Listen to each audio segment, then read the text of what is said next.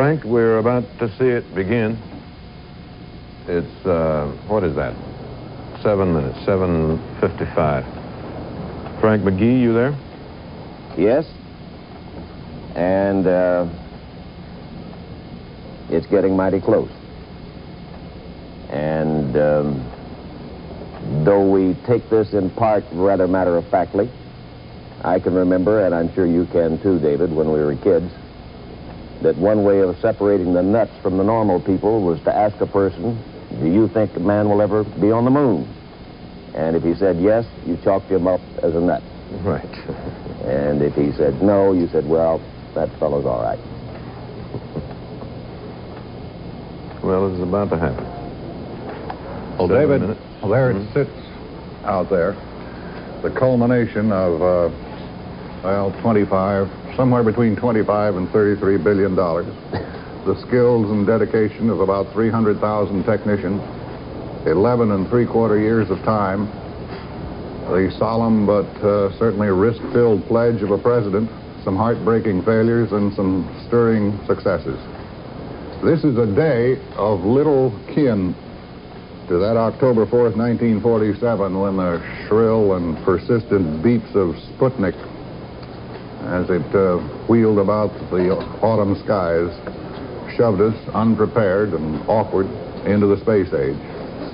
And this day certainly bears little resemblance to those bleak days of 1958, when Vanguards and Discoverers and Junos and Atlases were blowing up on their launch pads. Jack King is about ready with an announcement, Chet. We're going to switch to him now. Apollo set on launch control. We passed the 6-minute mark in our countdown for Apollo 11. Now 5 minutes, 52 seconds and counting. We're on time at the present time for our planned liftoff of 32 minutes past the hour. Spacecraft test conductor Skip Chauvin now has completed the status check of his personnel in the control room. All report they are go for the mission, and this has been reported to the test supervisor, Bill Schick. The test supervisor now going through some status checks. Launch operations manager Paul Donnelly reports go for launch. Launch director Rocco Petrone now gives a go for 5 minutes, 20 seconds and counting. Coming up shortly, that swing arm up at the spacecraft level will come back to its fully retracted position. This should occur at the 5-minute mark in the count. In the meantime, the lunar module telemetry has been powered down. We took a good look at Eagle, and it looks good. The spacecraft test conductor for the lunar module reported that Eagle was go. The swing arm now coming back to its fully retracted position as our countdown continues. T-minus 4 minutes, 50 seconds and counting. Skip Chauvin informing the astronauts that the swing arm now coming back. The astronauts will have a few more reports coming up in the countdown. The last business report will be from Neil Armstrong at the 45-second mark in the count, when he gives a status on the final alignment of the stabilization and control system. We're now passing the 4-minute, 30-second mark in the countdown. Still go at this time.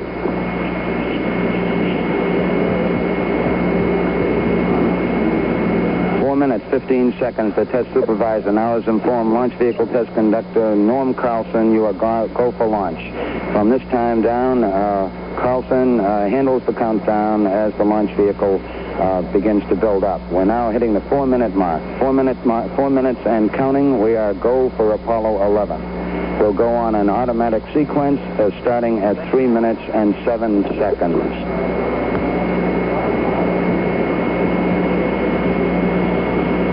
3 minutes, 45 seconds and counting. And the final abort checks between several key members of the crew here in the control center and the astronauts. Launch operations manager Paul Donnelly wished the crew on the launch team's behalf good luck and Godspeed. 3 minutes, 25 seconds and counting. We're still go at this time. We'll be coming up in the automatic sequence about 10 or 15 seconds from this time. All still go at this time. Neil Armstrong reported back when he received the good wishes. Thank you very much. We know it will be a good flight. Firing command coming in now. We are on the automatic sequence. We're approaching the 3-minute mark in the count.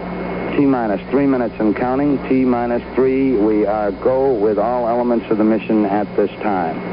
We're on an automatic sequence as the master computer supervises hundreds of events occurring over these last few minutes. T-minus 2 minutes, 45 seconds and counting. The members of the launch team here in the control center monitoring a number of what we call red line values. These are tolerances we don't want to go above and below in temperatures and pressures. They're standing by to call out any deviations from our plans. 2 minutes, 30 seconds and counting. We're still go on Apollo 11 at this time. The vehicle starting to pressurize as far as the propellant tanks are concerned, and all is still go as we monitor our status for it. 2 minutes, 10 seconds and counting. The target for the Apollo 11 astronauts, the moon at liftoff, will be at a distance of 218,096 miles away. We've just passed the 2 minute mark in the countdown. T-minus 1 minute, 54 seconds and counting. Our status board indicates that the oxidizer tanks in the second and third stages now have pressurized. We continue to build up pressure in all three stages here at the last minute to prepare it for liftoff. T-minus 1 minute, 35 seconds on the Apollo mission, the flight to land of the first men on the moon. All indications coming in to the control center at this time indicate we are go. 1 minute, 25 seconds and counting. Our status board indicates the third stage completely pressurized. 80-second mark has now been passed. We'll go on full internal power at the 50-second mark in the countdown. Guidance system goes on internal at 17 seconds, leading up to the ignition sequence at 8.9 seconds. We're approaching the 60-second mark on the Apollo 11 mission. T-minus 60 seconds and counting. We passed T-minus 60. 55 seconds and counting. Neil Armstrong just reported back it's been a real smooth countdown. We passed the 50-second mark. Power transfer is complete. We're on internal power with the launch vehicle at this time. 40 seconds away from the Apollo 11 liftoff. All the second stage tanks now pressurized. 35 seconds and counting. We are still go with Apollo 11. 30 seconds and counting. Astronauts report it feels good. T-minus 25 seconds. 20 seconds and counting. T-minus 15 seconds. Guidance is internal. 12, 11, 10, 9. Ignition sequence start.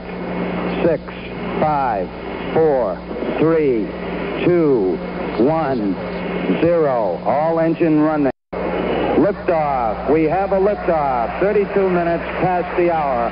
Liftoff on Apollo 11. Tower cleared. We got a roll program. Neil Armstrong reporting the roll and pitch program, which puts Apollo 11 on a proper heading.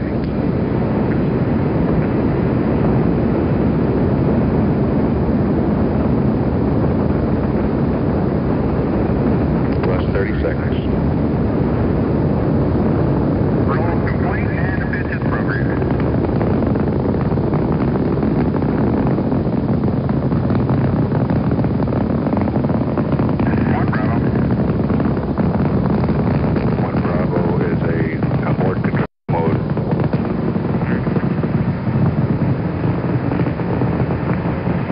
Altitude's 2 miles.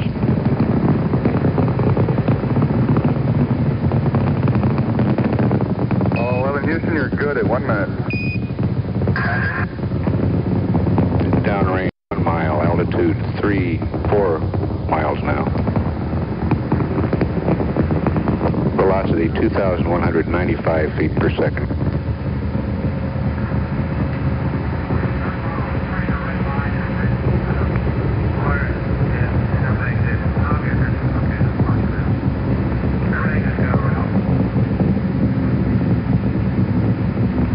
We're through the region of maximum dynamic pressure now.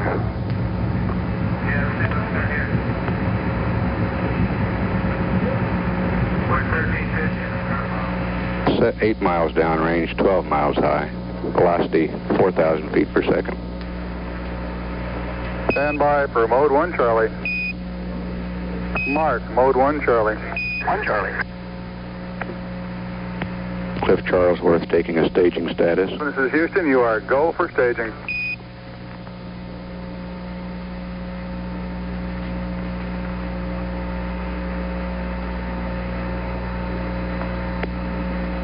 Inboard cutoff.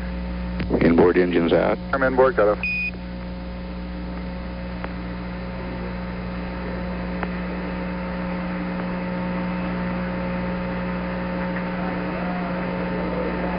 Downrange 35 miles, 30 miles high. Standing by for the outboard engine cut down now.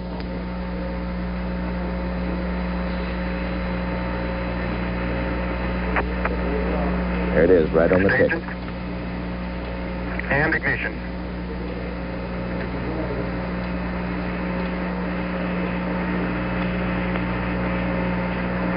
Houston, thrust is go. All engines, you're looking good.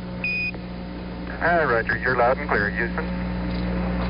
At 3 minutes, downrange 70 miles, 43 miles high, velocity 9,300 feet per second.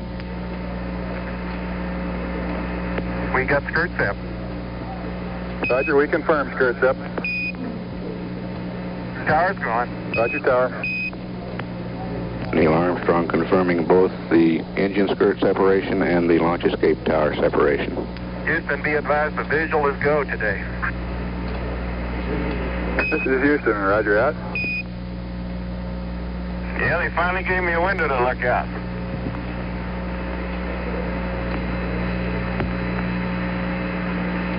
Houston, your guidance has converged. You're looking good. Downrange 140 miles, altitude 62 miles, velocity 10,300 feet per second. 11 Houston, you are go at 4 minutes. Roger.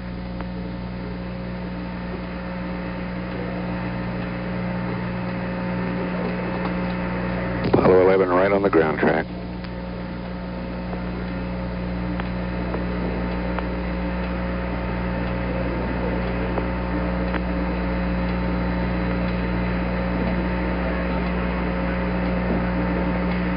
.190 miles downrange now, 72 miles high, velocity 11,000 feet per second.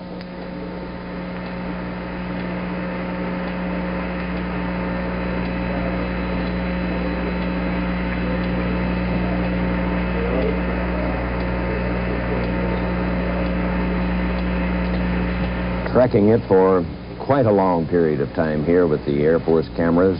About 80 miles in altitude now and more than 200 miles downrange, and still get a picture. Booster says it's looking good at 5 minutes. 11 Houston, you are go at 5 minutes. Roger, your Apollo 11's go.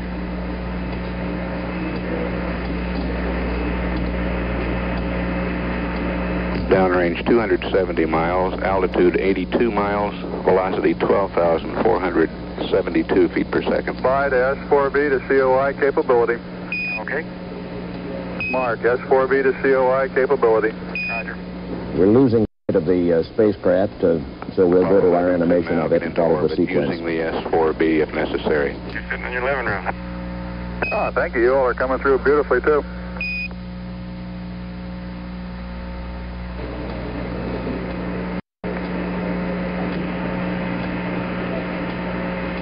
It is the second stage of the Saturn that is still firing and will continue to fire for about another 4 minutes now. Everyone's reporting go here in the control center. So at 6 minutes, starting to give them orders. Roger, 11, your go from the ground at 6 minutes.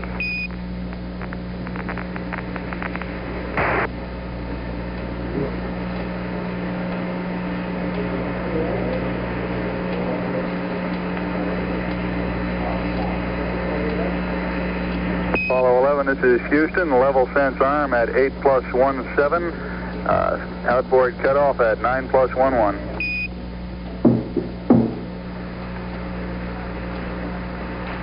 When you see it in the early stages of the liftoff and realize that the Level sense arm is the sequence that arranges the staging between the second stage and the third stage. The fuel uncovers a sensor starting that sequence. and realize that the rocket is 363 Predicting feet that high. will be uncovered at 8 minutes 17 seconds with outboard engine cut off 9 minutes 11 seconds on the second stage. Apollo 11's go at 7 minutes. 11, this is Houston. Roger, your go from the ground at 7 minutes. Level sense arm at 8+17. Outboard cutoff at 9+11. Roger. Downrange 530 miles, altitude 95 miles, velocity 17,358 feet per second. They're within about 5 miles of as high as they want to get on the launch. But I was trying to say that the flame shooting out of the rocket is 2, perhaps 3 times as long as the rocket itself, which is 360 Apollo 11 feet. still So you right can down the imagine ground how track, still go long the flame is. at 7 minutes, 41 seconds. Roger, we confirmed. Inboard engines are out on the second stage as planned.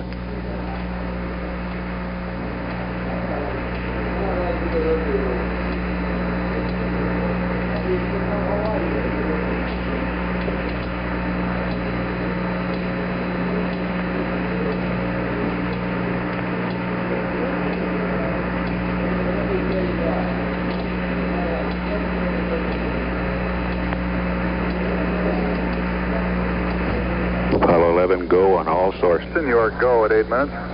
I've just built the mixture ratio shift. Roger, we got PU shift down here too.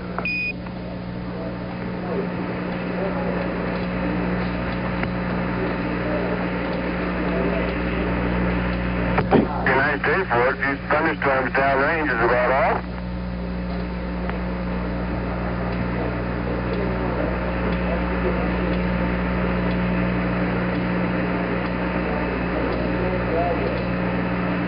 This is Houston. You are go for staging. Over. Understand. Go for staging. Stand by for mode 4 capability. For mode 4. Mark, mode 4 capability. Mode 4 and Apollo 11 could get into orbit using the service propulsion system now. Altitude is 100 miles, downrange 883 miles. Outboard engine cutoff. And ignition.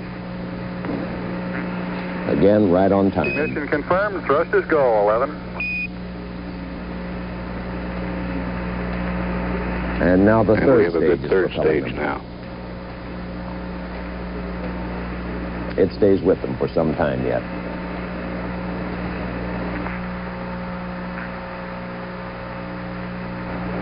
Velocity 23,128 feet per second. Downrange 1,000 miles, altitude 101 miles.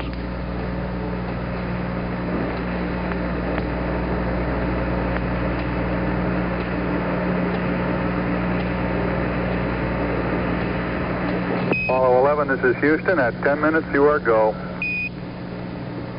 Roger. 11's go. Capcom Bruce McCandless giving the reports here from the control center.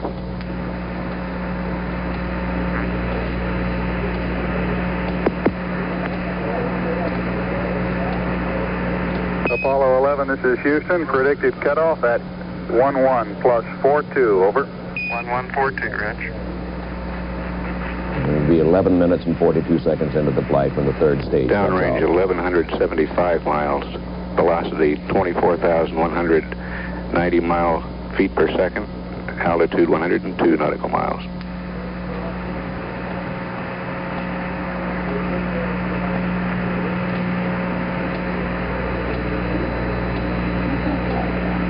Apollo 11 still go on all sources. Apollo 11, this is Houston. You are go at 11. There you go.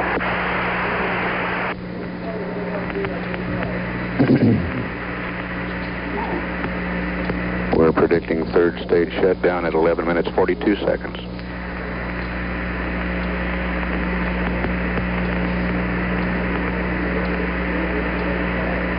Velocity 25,254 feet per second. Downrange 1,400 miles now. Altitude 102.8 nautical miles. Shut down. Shut down right on time. 1.4 by 103.6. Roger, shut down, and we copy 101.4 by 103.6.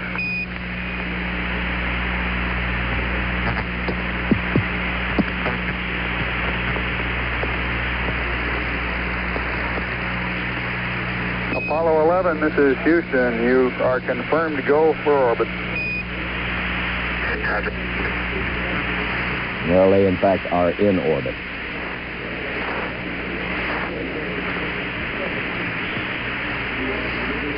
And this is Mission Control in Houston. This is Houston. The booster is safe.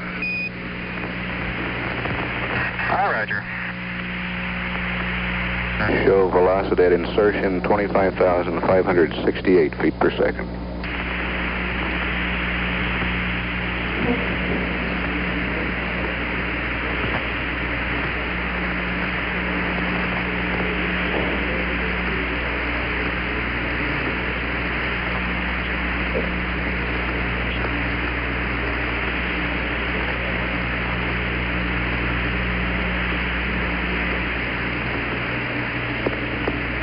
You can see on our map at the NBC News Space Center about where they are located, the flashing lights out over the Atlantic Ocean. They are in orbit, almost exactly what they had in mind. They wanted a circular orbit of about 101 nautical miles. The orbit is 101.4 by 103.6. And they got the speed they wanted, 25,568 feet per second. About 17,500 miles an hour. All of it routine so far, routine appearing, yet we all realize that this is the beginning of the most audacious undertaking that man has ever attempted. We'll be back in just a moment. Flight is smooth, so far uneventful, perfectly on time, perfectly efficient. If you watched, or since you watched the liftoff with us, there's really nothing to say about it. What can you say about a sight like that? It's a sight that there's a huge crowd out here of reporters, visitors, VIPs, and others milling around and talking and gossiping and handshaking and telling jokes and making a lot of noise in a busy, vivid scene. And NASA has set up loudspeakers outside this area here, and so when the last minute or so of the countdown begins, they hear it over loudspeakers, 10, 9, 8, exactly as we all heard it. And it was notable that when it got down to about a minute, everybody who had been lollygagging, gossiping, talking, fell still and silent, knowing he was about to see something truly fantastic, but not really knowing what it was. We all know what we saw, but in another way, we don't know what we saw. You not only see it, hear it, feel it, inside and outside. And a minute or so after that unbelievable event, as you have heard over your television, the astronauts are talking to the ground and reporting on the facts and figures of the flight, and somebody here a minute ago was saying they are as matter of fact and unexcited and calm as if they were taxi cab drivers reporting in and saying we're on Maple Street headed for downtown. They're no more excited than that. But obviously they couldn't do their work any other way. Frank McGee, you there? I know you're there. I don't know why I asked. Frank? Yes, David. And thinking, that we were about 17 minutes and 45 seconds into the flight, which is longer already than the entire time that Alan Shepard spent in the first flight that this country made, which was not all that many years ago. We would like now to go back and let you see once again the liftoff that David was saying, and I think quite properly so, cannot be described, need not be described if you can see it. So we can, so we're going to. This is a replay of the liftoff. 4, 3, 2, 1, 0. All engines running. Liftoff. We had a liftoff. 32 minutes past the hour. Liftoff on Apollo 11. Tower clear. The Armstrong recording the road this program with Apollo 11 on proper heading.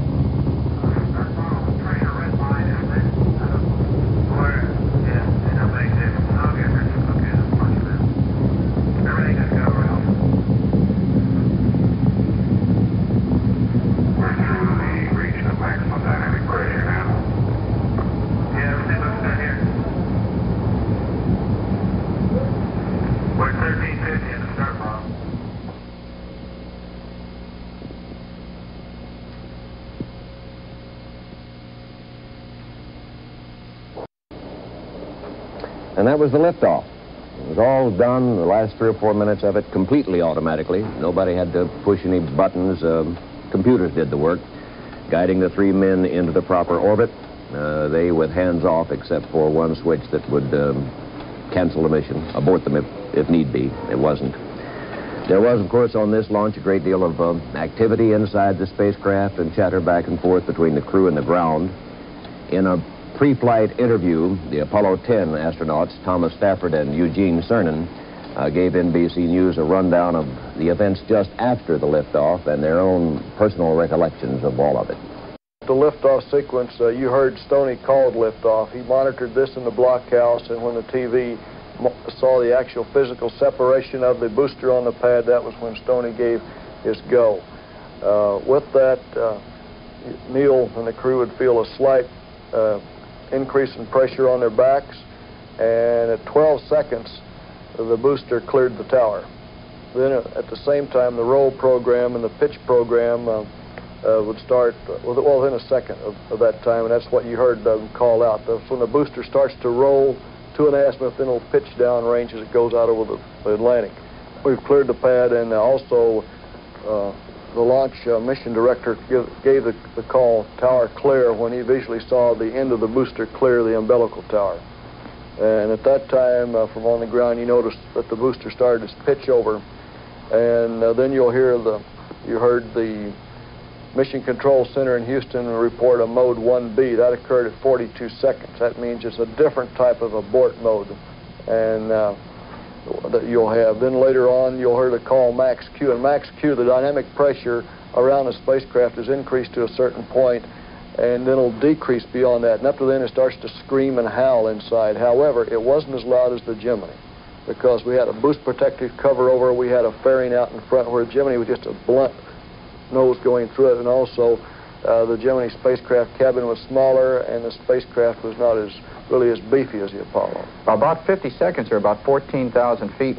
Our cabin now, which is pressurized to roughly sea level, 14.7 pounds, just a little bit greater than that, 14.7 pounds, primarily oxygen, now starts venting, and it finds a 5 psi, pounds per square inch differential between the cabin and the outside air. And when this occurs, there's no question that the cabin vent valve is opening, because it comes out with a big whoosh. So I know that although we explained to Neil and Mike and Buzz from previous flights that there would be a big, horrendous noise when this happened, I'm sure that they were a little bit startled when they heard it on this past launch. And the next event after that was when Neil reported inboard engine shutdown. This occurred at 2 + 15, and the G level was up to nearly 3.5, and it dropped down to 3 as you lost the thrust from that one engine. And then it continued to build up again into the staging event. Staging occurred approximately 2 minutes and 40 seconds, and again, what happens there, you have over you did have 7.5 million pounds of thrust to the first inboard shutdown. That reduced you to 6 million pounds of thrust, but your weight's decreased, so your total G level is up to nearly 4 Gs, and suddenly, within a quarter of a second, it goes to 0. The most descriptive briefing or debriefing term we could give to Neil and Buzz and Mike to know what to expect from what you just saw right out here was that we call it the Great Train Wreck. And although as we saw a fireball from down here, when these two stages separated, the crew up there actually doesn't see much of a fireball at all. In Gemini, actually, when we staged, we had a fireball wrap around the spacecraft and we flew through it. In Apollo, because the vehicle is so long and we're so far ahead of the first stage, you feel it, as Tom just described, and as we call the Great Train Wreck, but you don't see that big fireball that you amazingly think you might after watching staging from the ground. The next item that occurs, and you'll see this on the panel, it occurred when the light goes out, the S2 SEP light. That's when the big round ring that contains around the engines of the S2 gets jettisoned. And you'll hear this with a slight bang, and after that at 3:17, the tower and the boost protective cover is jettisoned. There's a slight fling, and you see it disappear right out into the black sky. it's gone. You never see it again. The tower being gone at this time, of course, took the boost protective cover with it. And now you can see out all 5 windows. And what Mike, being in the right seat, and or Neil in the left seat could actually see, which I recall as being a little bit startling, it was no problem, but it's something I hadn't expected, was when that S2 is guiding, you have this active guidance as Tom was talking about, your trajectory is such that you go very high in altitude and then you pitch over and then you start accelerating the whole stack, the whole booster up to inertial velocity. Well, what Mike was actually seeing outside that window, because he didn't have a great deal to do during this boost period except monitor system. What he was seeing actually was the horizon through his window go up and down as the guidance was hunting for the right attitude. Now this is a little bit startling because the whole world seems to go to the top of your window and then comes to the bottom of your window, and you're not sure whether you're going to do what we in aviation call a split S back down into the surface, or whether you're actually going to sort of level out and seek the right attitude. This is normal. This is what Mike saw. This is what we saw in Apollo 10. But it was one of those little things that no one had told us that was a little bit surprising. The next thing that occurred of the major significance is when the S2 stage shut off. And that occurred approximately 9 minutes and 11 seconds. And at that time you get a minor pogo, but then it stops abruptly as the S2 stage is jettisoned. And it can no longer add a series of compression. Again, the load factors are a lot lower on the S2 stage. We're only up to around 2.5 to 3 Gs when that shuts off. And then the S4B is burning all the rest of the way into orbit. And then the final thing is when you obtain the orbital velocity, and that occurred approximately 11 minutes and 40 seconds.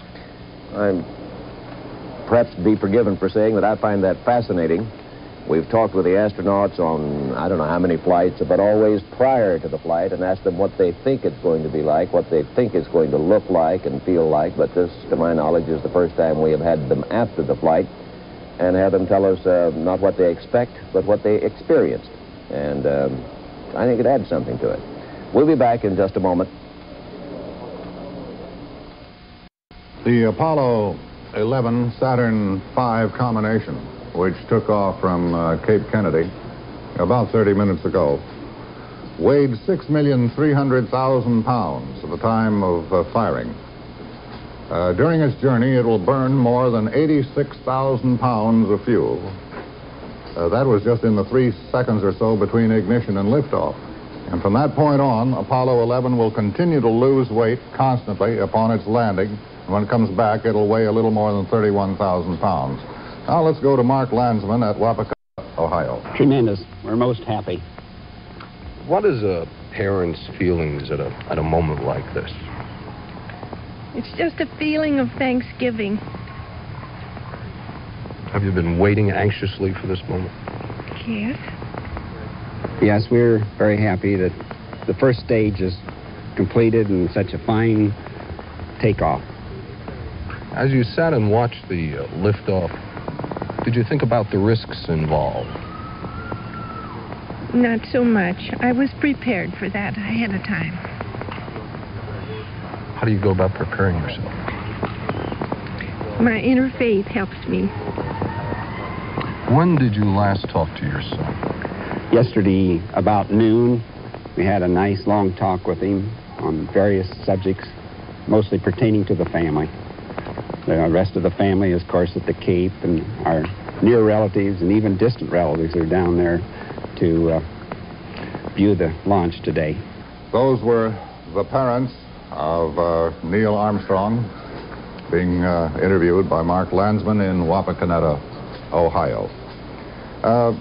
As we see each one of these launches occur, it may also occur to many of us that as thrilling as these triumphs and successes are, they sometimes have a tendency to produce a backlash of discouragement over our inability to predict or control our weather, to manage our cities and regulate our traffic, to eliminate poverty and crime and educate all our population, house and feed all of our people.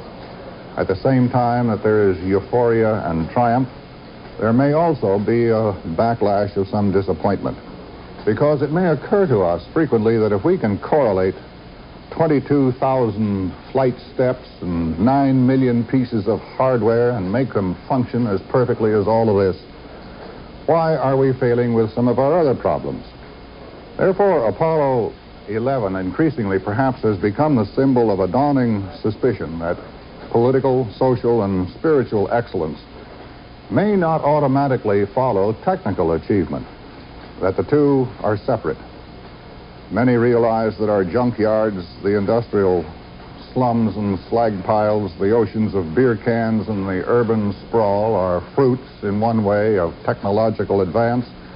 But then on second thought, it may occur to us also that technology can ultimately be applied to yet clean up the mess, which are the disappointing byproducts of this same technology. So Apollo 11 causes us to think. Most of the 200 million of us are thinking, who are we? Where are we? Is the universe our complete oyster? What about our priorities? Did the Russians, by any chance, in 1957 with Sputnik, lead us into a series of bad judgments? Is it good that we kind of cloak Apollo 11 with theological and metaphysical wrappings and second thoughts? For it might yet dawn upon us that a restrained, self-disciplined, and precise life journey here on Earth could produce some comparable results.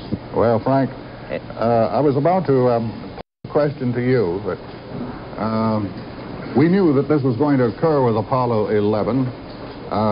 Any free people, I should think, with the freedom to ask difficult questions and a habit of exercising that privilege, would ask, after an investment of $25 billion or so, what is going to be the fruit of all of this? What's it going to yield?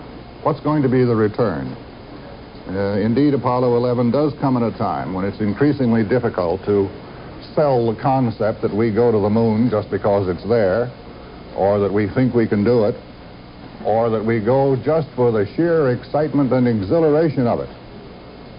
Solution of problems and a list of social political triumphs, it occurs to us, would also yield a great sense of national exhilaration at this point.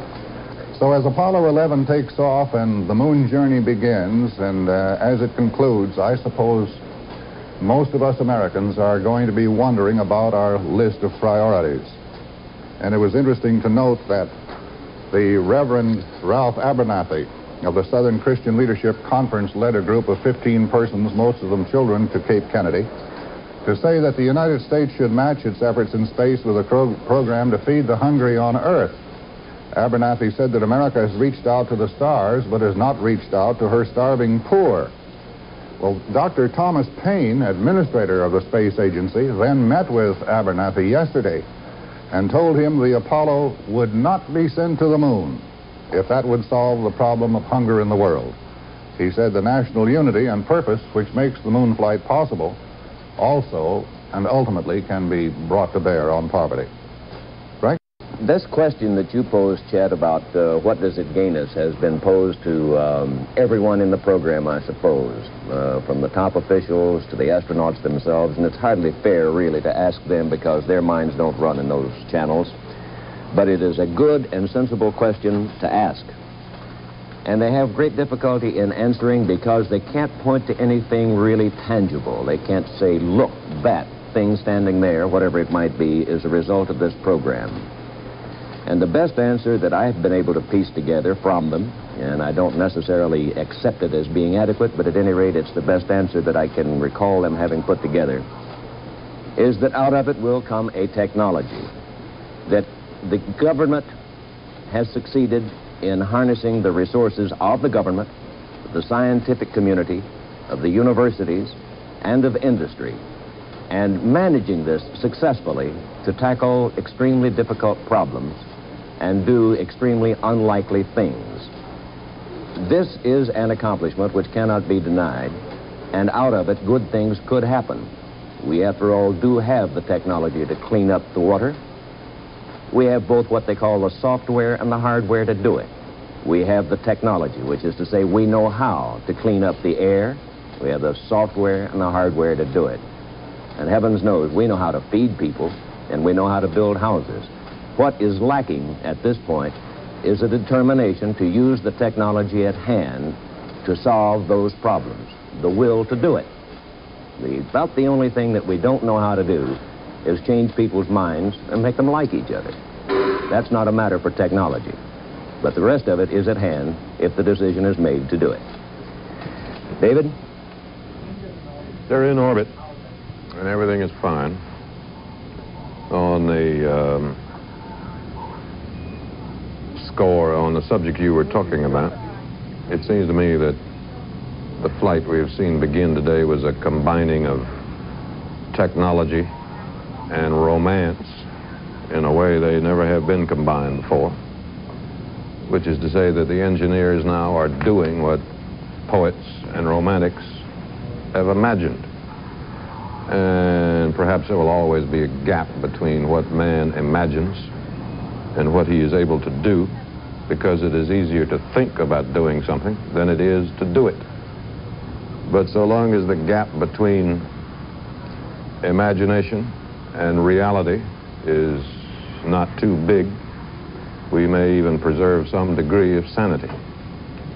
The alternative is for man to feel bound and limited and held down when what he actually wants to do is move, explore, expand, grow, achieve, and fly. And so with some really splendid engineering we've seen here today, an impressive tribute, by the way, to the talent turned out by American technical schools, one generation of Americans is doing what an earlier generation dreamed about. Floyd Kalber is NBC News correspondent, is on, what is it, the Merritt Island Causeway? What do they call that? Bennett Causeway, which is a place where a lot of visitors have, with campers and trucks and cars and station wagons and so on, have been camped and parked all night waiting to see what we saw a few minutes ago. Floyd? The boats are moving down the Banana River now, large and small. They moved up there last night, yesterday, and this morning. Several thousand of them have so far come down. They moved up very close to within just a few miles of the Cape Kennedy launch site for Apollo 11. They're now passing underneath the Bennett Causeway. On the causeway, traffic has thinned out considerably. At one time, immediately after the launch, there was just a gigantic crush. Almost as soon as the flame went out on the rocket and the rocket went out of sight, the cars started up here, this packed area in which all of the campers and the cars had been parked, started to move onto the causeway, where they immediately came to a stop. Sir, could I talk to you for a moment? Yes, sir. Who are you, sir? I am Leoncio Flores from Connecticut. From where in Connecticut? Greenwich, Connecticut. Is this the first space shot you've seen? That's right. We came all the way down from Connecticut to watch it. 1,200 miles. Is this a special trip down to see the launch? Nothing but the space shot, right. Are you going to take a vacation, go on somewhere from here? Well, we plan to spend about a week over in North Carolina. But this was our main reason. The main reason was the launch? The space shot, right. What was your impression of it? Well, it's fabulous, the thundering as the space shot takes off, and this emotional moment that you don't know whether it's taking off or staying on. I think this is the crucial moment.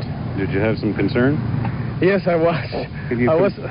Can you compare it with anything that you've ever seen or heard of in your lifetime? Oh, God, like when I was getting married or something like that. I'm not going to ask your wife for a rebuttal on that. Thank you very much, sir, for talking to us. We appreciate it. It is a pleasure. Appreciate your taking the time. Thank you. So now the tourists move off from the causeway, the Bennett Causeway, and go on to continue their vacation, adding a very historic moment to what would otherwise be an exciting vacation anyway. And they go on now to their alligator farms and their underwater swimming programs in the sandy beaches of Florida. Floyd Kalber, NBC News, reporting from the Bennett Causeway. So he said it felt like the day he got married. The Apollo 11 is now out over the Indian Ocean, approaching the western shore of Australia. And as you perhaps know, The crew will make 1.5 revolutions of the Earth, and when it comes back over Australia on the next time around, that will be the moment for the decision whether or not to go for the moon. That will be a couple of hours from now. We'll be back in just a moment after this message. It's interesting to realize that almost at the very time that Apollo 11 was being prepared and fueled up earlier this week, the 1970 fiscal year budget for NASA was getting its final treatment in the Congress. The Congress, under mandate and political pressure to cut down on federal expenditures, was voting NASA just over $3.9 billion for its next year of operation. The lion's share of this money is allocated for the Apollo moon landings, which are expected to continue through 1970, or next year. This program will get $1.691 billion compared with $251 million for work on the so-called Apollo Applications Program. This program is the next big project for the space agency. That is, the placing of space stations in Earth orbit so that scientists can work and experiment in space for longer periods of time. The budget allows for a NASA staff of 31,500 people and for 100,000 other indirect employees. Correspondent Roy Neal is standing by at the Space Center in Houston. Roy? The Lunar Receiving Laboratory here at the Manned Spacecraft Center is the place to which the astronauts will be brought after their flight. Along with them, their samples and their pictures of the moon. Manager of the laboratory, Dr. P.R. Bell, is here with me now. And Dr. Bell, it occurs to me that this must be a truly exciting moment for you and your people. Your laboratory is about to come to life. Yes, sir. It is indeed. The launch is going off very well, and our preparations are proceeding properly. We're all in good state. Those preparations that you mentioned, at this time, what are your people doing? Well, they've been for months now preparing the operations. The people with the plants, for example, have been doing that for a month and a half or so, getting the plants grown that have to be used in these tests. So we're just proceeding up bit by bit, step by step towards the actual operation, which don't start till the 25th. Right, once the astronauts have returned, but what about those people who will be quarantined with them? What's their status this morning? Well, now, that is a little different because this morning these people are going into the CRA and they're essentially in closed quarantine from this morning onward. Why would you lock them up so early, sir? Well, that's to make sure that if any of them are going to come down with the flu or a head cold or something, we find this out well in advance and they get no further exposure to other people than themselves until that time. We don't want to stray cold coming down to make a mess of our problem. Do they have television in that crew receiving area, Dr. Bell? Are they following the flight in other words? Of course, yes, indeed they do. They've got television and radio, and they've got their own telephones in case they want to talk to somebody, so there's no problem there. I see. Now, the lab status itself, sir, can you give us just in broad general terms the intent, the purpose of this place? Well, this, of course, is basically a quarantine facility with very special and important scientific attachments for preliminary examination of the sample. It is facilities really for the sort of protection and preservation of the sample as the major parts over and above the quarantine tests. So we'll get the samples in, keep them from harm, test them for finding out whether there's any pathogens of any sort in them, and then begin the preliminary experiments that must be done because the time is wasting, and hold them there until the end of the quarantine interval when we're sure the pathogens are absent, and then send the material out to principal investigators everywhere, along with what we found out at that time. Now, the question's often been raised, Dr. Bell. Are you really worried on behalf of your people that the astronauts might bring back some strange spore or germ from the moon? Oh, most certainly not. Many scientific people have offered to eat the stuff if that would help the situation any, because the probability is quite negligible. But we can't take even a negligible chance, and so we go ahead and make all the careful preparations and the careful tests as though there were harmful things there. But it's far more risky to cross the street here than it is to work in the Lunar Receiving Laboratory, I assure you. Thank you, sir. We've been talking with Dr. P.R. Bell, whose people at the Lunar Receiving Laboratory are waiting now a long wait for the astronauts to go to the moon and come back, after which the big job will begin at this point on the Manned Spacecraft Center. Frank? We usually trace the origins of the space program back to Russia's launching of the Sputnik in 1958, and that's true, but it's not the entire truth. It actually goes back sometime earlier to a thing called IGY. It stood for International Geophysical Year, and confusion began there because that year ran 18 months long. But as just one of the many things that the United States planned to do during that time, and I remember Dr. Joseph Kaplan was chairman of the American Committee for this IGY, and I remember talking to him about it. But just one of the things that we planned to do was to put a satellite into Earth orbit. It had no particular function, really, except to demonstrate that it could be done and to send some signals back. It was a very tiny little instrument package and wouldn't do much, but we didn't get it up. Russia, which had not announced such a project as part of the Soviet Union's participation in IGY, beat us to the punch with Sputnik. So it really did begin with Sputnik, but in a larger sense, it began earlier with the International Geophysical Year. They're now 50 minutes into the flight and about to go over Australia for the first time. Next time around there, they'll decide whether to take off for the moon. And we'll be back. The crew of Apollo 11 is unique. 2 of the 3 members will become, by all present appearances, the first human beings to set foot on another heavenly body. Additionally, they are unusual. Only 6 men before them have been in the vicinity of the moon. And they also have another minor distinction. They perhaps have been asked more questions than almost anybody in the world, politicians included. For weeks before a flight, they are subjected to an endless stream of questions by people like myself. And it's not an easy chore for them to perform. They're not naturally talkative men, most of them. And the things they do talk about are difficult for the rest of us to understand. But they bear it with great good grace and do as good a job as they can. None of the men involved in this flight is regarded as an extrovert. Collins does have and frequently shows a good and keen sense of humor. I was talking with him before the flight in Houston, Texas, and I asked him if he, Collins, could describe the other 2 members of the crew for me. Let's suppose now that you were talking to somebody who had never seen Armstrong or Aldrin, didn't know a thing in the world about them, and you wanted to describe them, not physically, but just the kind of guys they are. How would you go about first, say, Armstrong? How would you describe him to such a person? Well, I would first describe Neil as extremely intelligent. I mean, he has, I think, what is almost a towering intellect. It's not immediately apparent when you talk to Neil, but you probe deeply.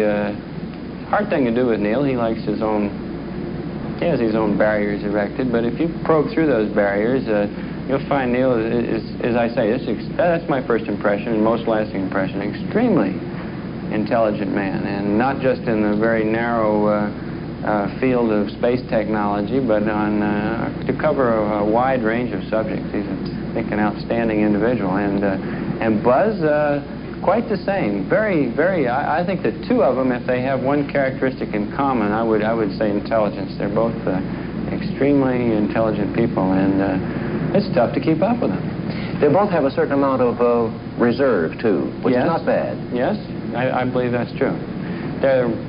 They both, unfortunately, tend to be non-communicators, but it's there.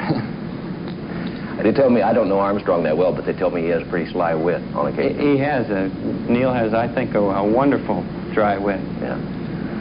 Can you recall any little things he's come up with, or is that putting you on the spot? I don't, no, it doesn't really, but I don't right this second recall any, but you have to be listening closely for him, or you miss him. He has a wonderful dry wit. Michael Collins, who has a wit himself.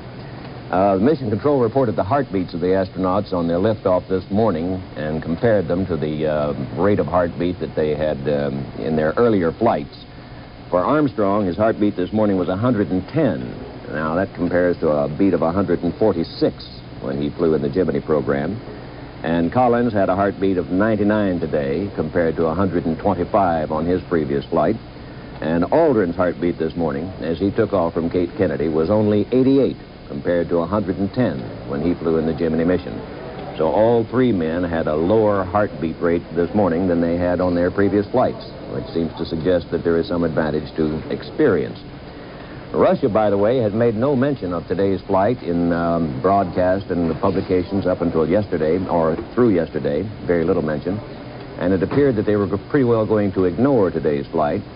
But they did broadcast the liftoff at about the time, gave the names of the crew, and this seemed to indicate to some Soviet watchers that they might offer fairly comprehensive coverage of this flight. They did not, however, interrupt their television programming to carry any live pictures of the liftoff from Cape Kennedy.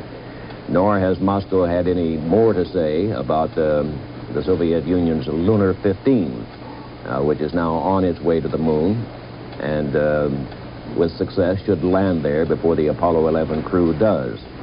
The vacuum that left by lack of information from Russia about the purpose of Lunar 15 is being filled by speculation, of course, inevitably.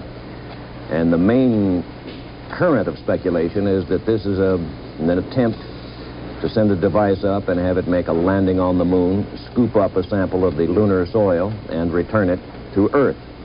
All without benefit of humans being there. But as we say, that is only speculation. Russia hasn't said what its purpose is and is not likely to until after it's accomplished. It is an advancement of sorts, I suppose you could say, for the Soviet Union to even announce that they have anything underway until it's accomplished, because in the early days of their programs, they never said anything until the whole thing was over. They could not, of course, keep it secret from the world because the skies are being watched by radar all the time, and the rest of the world knew when they launched or attempted a launching. But it was only after the fact and after a success that Russia would even acknowledge that the undertaking had been attempted. Peter Hackus, what have you there? Frank, we understand that within the next 20 minutes or so, we are going to get our first transmission from Apollo 11. Now, this will be by use of the camera that we've seen before. This is the color camera, which is inside the command module. This 13-pound camera. Incidentally, it's this camera that the astronauts on Apollo 10, as you recall, sent back those wonderful pictures. And for that reason, they were awarded the honorable Emmys. And so as experts in the field, why, you can expect some other good pictures. This will be the first time. One of the other features that goes with this camera is this very tiny monitor. The screen is approximately the size of, perhaps a credit card, something like that. A cigarette package is smaller than a cigarette package. And what this does is to tell the men in the spacecraft what they're looking at. Now, in the past, there has been some problem of focusing the camera. And what's being done now is that through the use of this tiny camera, the astronauts, that is to say this tiny mini monitor, they're calling it, they can tell more or less where they're focusing the camera. They can't tell exactly, but they can certainly tell the general direction. So by the use of both the camera and this tiny monitor, which they'll be looking at in this fashion, you notice the Velcro on the bottom of the monitor, and this goes either on top or on the side of the camera. They can tell pretty much the pictures they're taking. Now, the lenses, everything is simplicity. As I said, it's very lightweight, 13 pounds, and very simple to operate. They are variable focus lenses. They are there are about 3 different stops that they have. There's a zoom lens attachment, and from what we saw last time, we should this time get equally good pictures. Now, there's another television camera on Apollo 11. It is not aboard the command module. It's in the lunar module, the LEM, and that is a black and white camera. We've also used that and seen that used in the past. And so this camera will stay aboard the command module. And in fact, we'll be getting pictures between here and the moon, and then we'll be getting pictures all the way back from the moon. The other camera is stowed at this particular moment aboard the LEM, and the LEM, as you know, is folded and we haven't seen it brought out yet, that camera will be unveiled, so to speak, after the LEM strikes the lunar surface, lands on the moon. And from that moment on, we'll be witness, hopefully, to all of the activities that Armstrong and Aldrin do. In fact, we'll be seeing the first man stepping onto the moon as he actually does it. And then they will remove that camera from its bracket and put it about 30 feet away from the lunar module. And that camera then will continue to play for all of the time that they're on the lunar surface. So we'll see all of that activity. That comes, of course, only after they reach the moon. In the meantime, as I said, within another 15 or 20 minutes, we hope to get the first brief television transmission from Apollo 11. Now, David Brinkley. Thank you, Peter. Be sure to give that camera back to him. We are told that in several countries around the world, Monday, next Monday, is going to be a holiday in the schools and otherwise, because on television, every country on Earth that has television, with the possible exception of Russia and maybe a handful of others, will watch the landing on the moon live at the same time we are. In this country, it'll be in the middle of the night. In various other countries, it will, of course, be at various times, depending on where they are. But in any case, a number have announced that Monday will be a holiday, either because people will want to stay home and see it during the day, or because they will have been up half the night or all night looking at it. There has been no such happy announcement forthcoming in this country. A few minutes ago, Vice President Agnew, who was here among the VIP guests, went into the firing room here next door, where the where the launch is controlled, walked around, admired what they were doing, and then using a PA system made a little speech to those in the room. Here's how it was on videotape. A team of specialists, scientists, engineers, and other experts that have been assembled in this program disseminated because someone was too short-sighted to provide enough of the material support to continue with these programs. Now, the President has awesome responsibilities, as you know, at a time when inflation's running away in this country. He's got a problem with trying to decide the priorities, the human priorities that are necessary to allocate what wealth we have, at the same time bringing this inflation under control. I would shudder to have those responsibilities right at this moment that he has. Unfortunately, things are not made easier for him because many people don't seem to be able to evaluate properly exactly how the thrust of the spending should be apportioned. And maybe nobody can do that. Maybe that's a job for a superhuman being.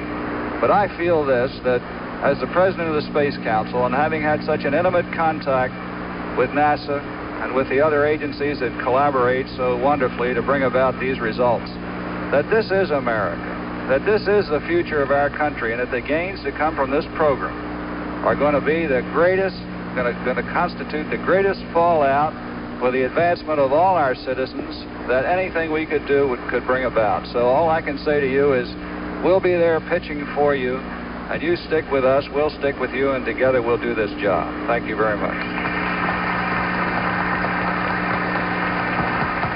That was Vice President Agnew, of course, here next door in the firing room, talking to the NASA people who were in charge of the launch. And you heard what he said. This is March 16th, 1969. And the other night I was talking with some NASA people who pointed out that 40 years after Lindbergh flew the Atlantic alone for the first time, 20,000 people every day fly the Atlantic, from babies to grandmothers. And what will grow out of this in 40 years, obviously we don't know.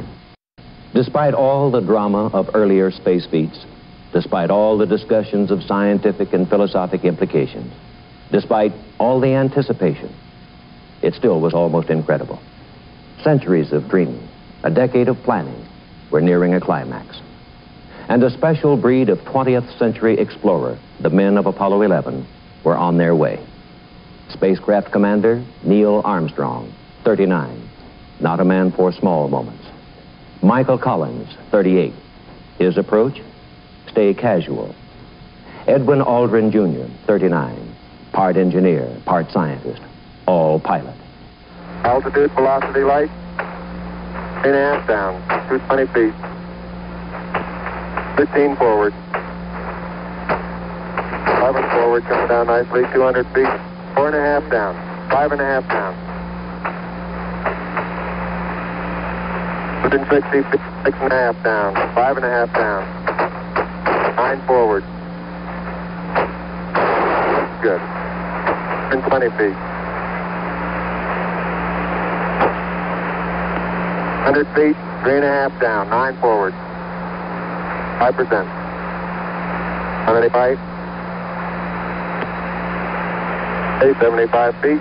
Guys looking good, down a half. 6 forward. 60 seconds. Lights on. 6. Down 2.5. Forward. Forward. That's 40 feet down 2.5. Picking up some dust. 30 feet, 2.5 down. Straight shadow. 4 forward. 4 forward. Drifting to the right a little. Down a half. 30 seconds. Forward. Just. Okay.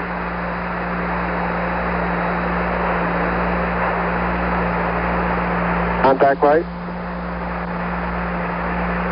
Okay, engine stop. Houston, Tranquility Base here. The Eagle has landed. Roger, Tranquility. We copy you on the ground. You got a bunch of guys about to turn blue. We're breathing again. Thanks a lot. And has been for just 6 hours. A little over, a few minutes over 6 hours. Roger. And have been living on the moon. Do you think you can open the hatch at this pressure, about 0.12 psi? Okay, the valve's throttle. Okay. We learned that an overworked computer had been guiding Eagle toward a boulder-filled crater. Armstrong grabbing manual control to steer over the rocks to a smooth, safe spot for landing. It's presumed that tens of millions of people are listening right now to the biggest single audience for what is certainly the biggest single event in man's scientific lifetime. Your window cleared yet? The water window cleared yet? It was, yeah. Mine hasn't cleared yet. I believe what's happening... Cabin pressures on both vehicles reading 4.9 pounds per square inch. Columbia's temperature 70 degrees Fahrenheit. Eagle's temperature 61 degrees Fahrenheit. This is Houston. Any joy on the limb that pass over?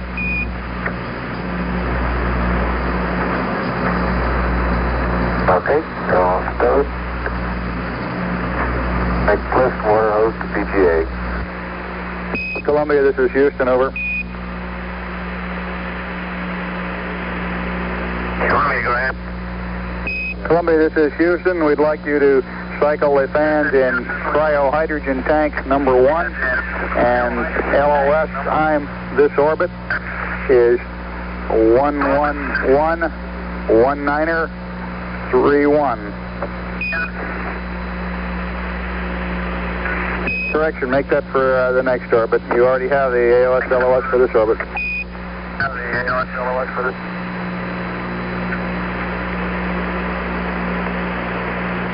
Roger on time, and you want to cycle the fan and cryo-hydrogen tank 1. Roger out.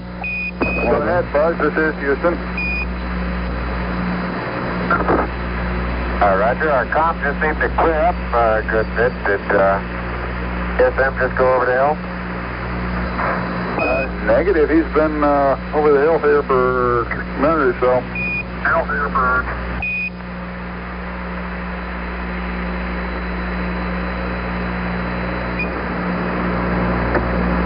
They'll have to pull this hatch open against this pressure. that it will be forcing it back against, and any leakage from their suit systems or anything whatsoever. The hatch is coming open. It's coming open. Okay, hold it from going closed, and I'll get the valve to, okay? And I better get up first. It's a two-man job. Aldrin and Armstrong both working on the Eagle hatch.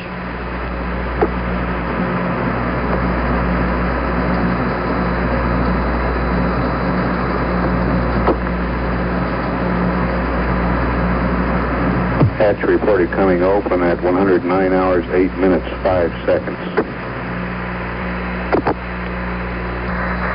Roger, were you successful in spotting the LEM on that pass? Over. Negative. I checked both locations. There's no joint.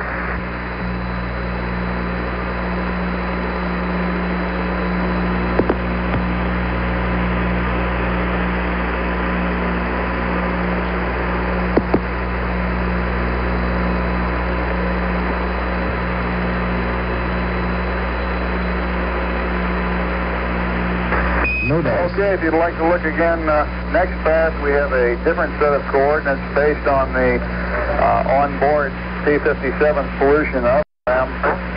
These are Echo decimal 3 and 4.8. I say again, Echo decimal 3, 4.8. Same chart, over. Mission Control in communication with Mike Collins in Columbia. Mission Control has dual responsibilities here. They've got to keep tabs on Mike Collins in Columbia, at the same time watching the activities of Armstrong and Aldrin in Eagle as Armstrong prepares to move out onto the deck and down to the moon soil.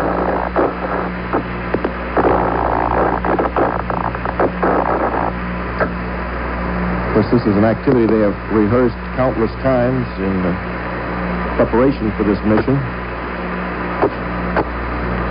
and they are probably so busy doing the things that they have to do that they have had little or no time to consider just where they are and register any emotional impact at this point.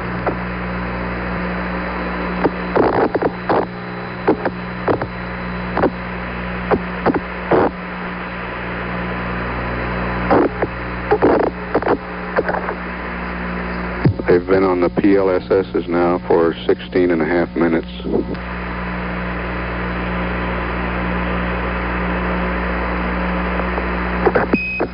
Columbia, this is Houston. We show you nearing high gain antenna scan limit. When you lose lock on us, we request Omni Delta. Omni Delta when you lose lock, over. Delta when you lose. Roger, Omni Delta.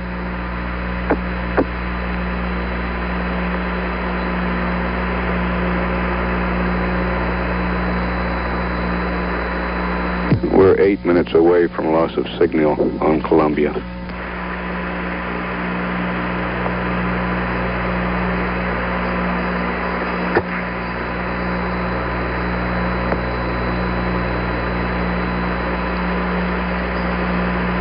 Okay, my wind is cleared. I'm going to go to... I might cooling up a little bit. Okay, my wind is clear. Those the lunar module flyers now. Well, they can see outside of their spacesuits. All RCU windows are clear. IMC circuit is 4243. And I got FN pressure light, a 3 amp light, and an ECS light. Yeah, and we got a water separator light. Water, all set. All right.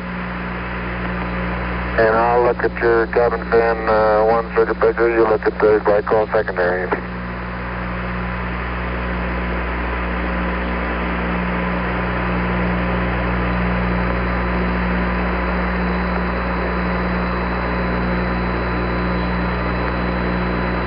Neil Armstrong suit pressure 4 point. It's cooling now. Me too.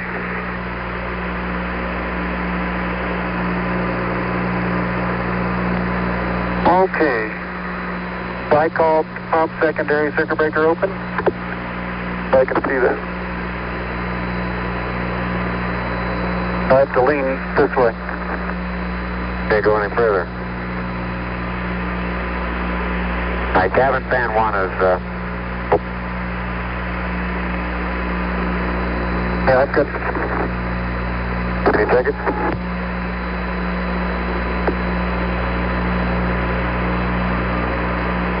It's open.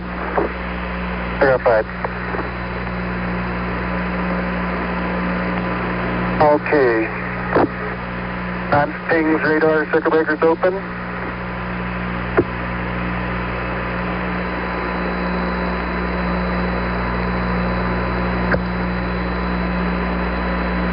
Well, I'm looking head on at it. I'll get it. Okay, let me get your antenna.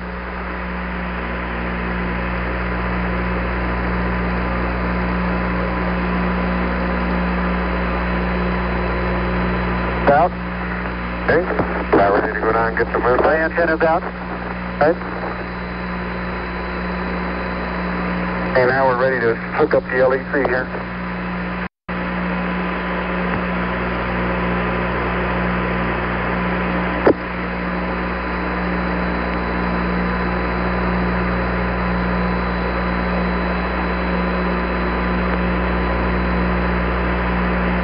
All right, that should go down. They would no twists now. Put the bag out this way. That's even. There you hooked up to it. Okay, now we need to hook this. Yeah, move that up there. This. Okay, your visor. Yeah.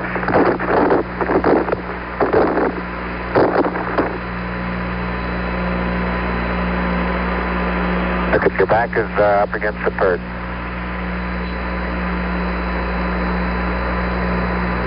Right now it's on top of the disky. Forward and up.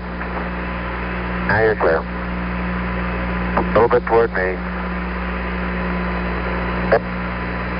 Stay down. Your left a little bit. Plenty of room. Get you lined up nicely. Toward me a little bit. Down. Okay, now you're clear. It's catching the first hinge often. The what hinge? All right, move. Here, roll to the left. Okay, now you're clear. Lined up on the platform. Move your left foot to the right a little bit. Okay, that's good. All left. Good.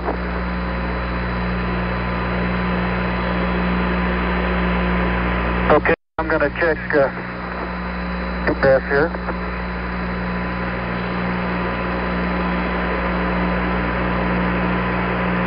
Okay, you're not quite squared away. Hold to the right a little. Hair even. That's okay. That's good. Got plenty of room to your left. It's so close on the side. How am I doing? You're doing fine.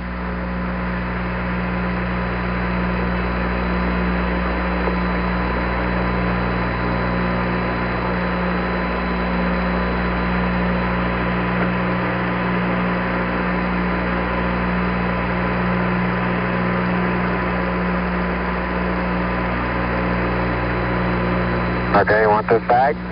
Yep.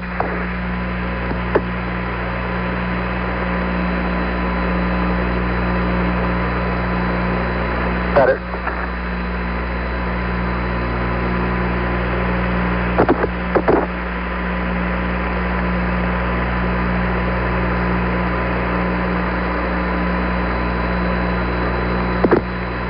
Okay, Houston, I'm on the porch.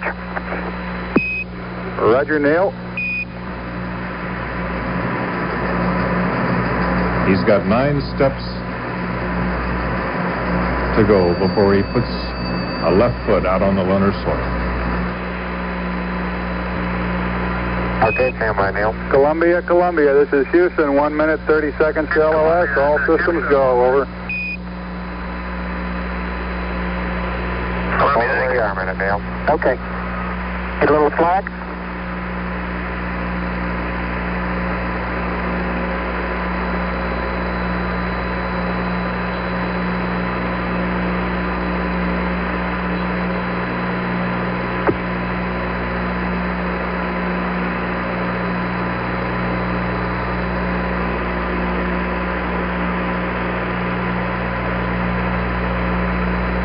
Neil Armstrong on the porch at 109 hours, 19 minutes, 16 seconds.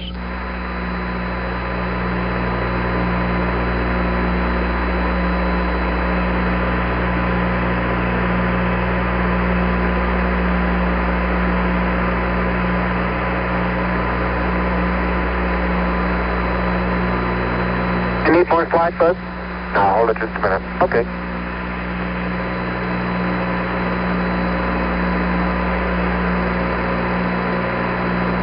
25 minutes of PLSS time expended now.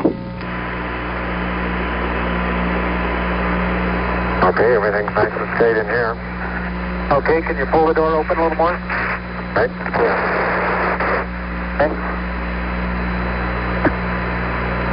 Did you get the main down? I'm going to pull it now.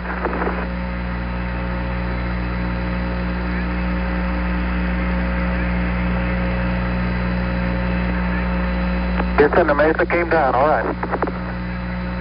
Houston, roger, we copy, and we're standing by for your TEV.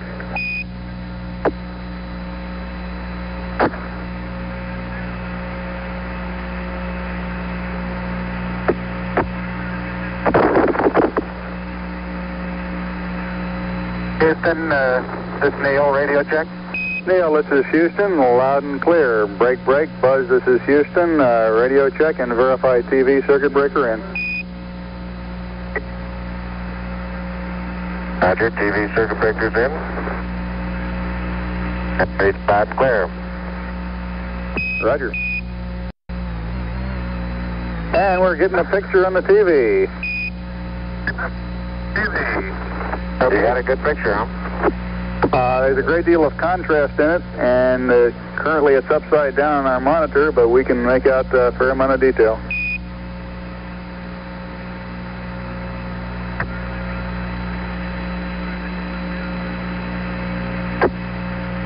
Okay, would you verify the position, the opening I ought to have on the camera? Stand by.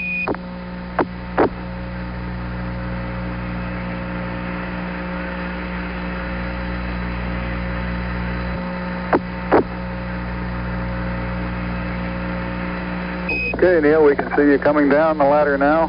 Neil, we can see you coming. Just a few feet below the curious lunar soil. Okay, I just checked, getting back up to that first step. That isn't collapsed too far, but it's adequate to get back up. Roger, we copy. It's a pretty good little jump.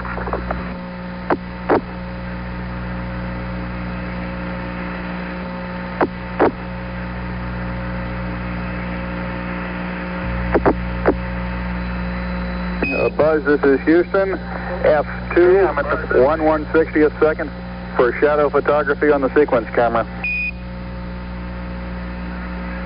Okay. I'm at the foot of the ladder. The LEM footbeds are only depressed in the surface about 1 or 2 inches, although the surface appears to be very, very fine-grained as you get close to it. It's almost like a powder. Ground mass is very fine.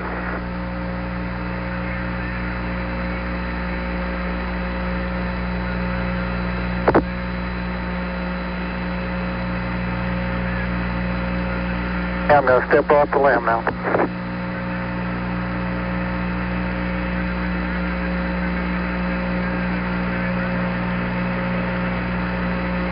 That's one small step for man, one giant leap for mankind. As the surface is fine and powdery. I can pick it up loosely with my toe. It does adhere in fine layers, like powdered charcoal, to the sole and sides of my boot. I only go in a small fraction of an inch, maybe an eighth of an inch, but I can see the footprints of my boots and the treads in the fine sandy particles. Neil, this is Houston. We're copying.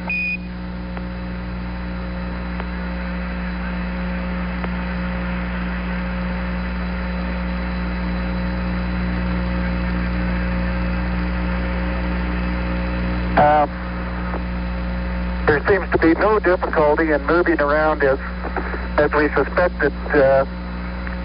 It's even perhaps easier than the simulations of 16G that we performed in various simulations on the ground. Absolutely no trouble to walk around.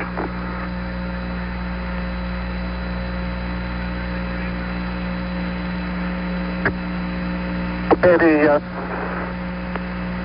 descent engine did not leave a crater of any size. It has about 1 foot clearance on the ground. We're essentially on a very level place here.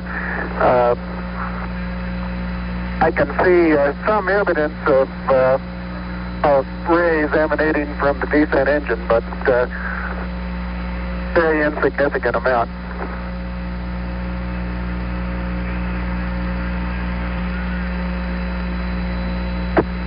Okay, Buzz, we ready to bring down the camera? I'm all ready. I think it's 2 miles squared away in good shape. Okay. Okay, you'll have to pay out all the LEC, Ned. Looks like it's coming out nice and evenly. Okay, it's quite dark here in the shadow and a little hard for me to see that I have good footing.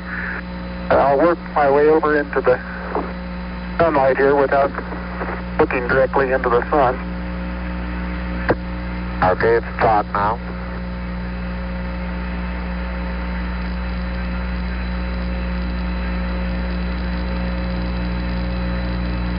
Unofficial time on the first step, 109.2420.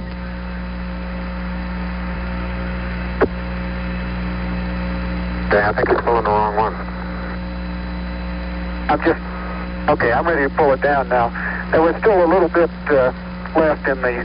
Okay, don't hold it quite so tight. Okay? Okay.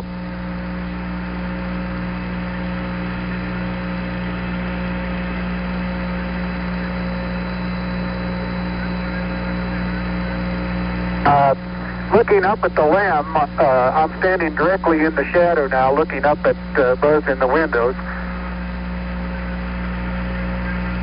And I can see everything quite clearly. The light is sufficiently bright, backlighted into the front of the LEM, that everything is very clearly visible.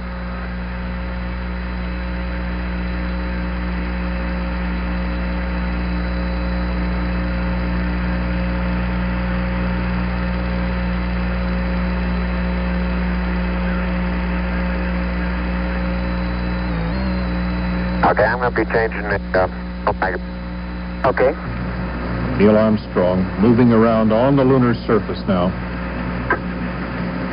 in the vicinity of the LEM. Now back to the LEM leg, one of 4 legs on the lunar module.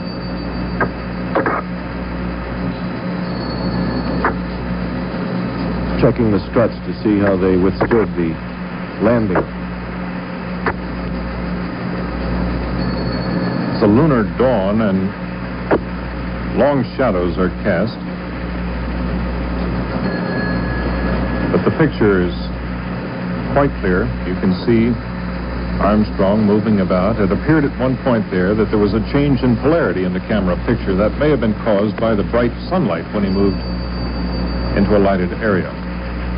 Armstrong said the LEM is resting on a level surface and has only sunk perhaps an eighth of an inch into the lunar surface.